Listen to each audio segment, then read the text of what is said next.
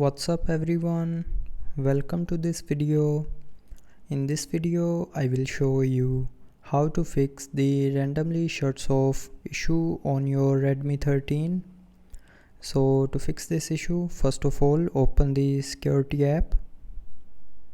Now tap on the settings icon on the top right corner and then scroll down and here tap on battery optimization.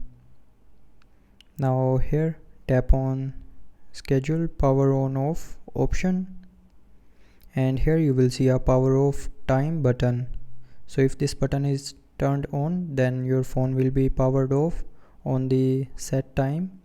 So tap on this button to turn it off and then tap on this top right corner icon to save changes.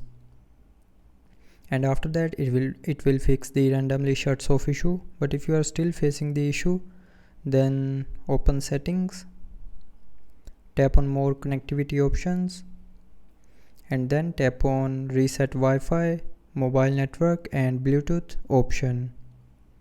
Now tap on reset settings and then enter your lock screen pin, password or pattern. So after entering the correct pin, password or pattern, it will reset the network settings, and resetting the network settings can fix randomly shuts off issue in your phone.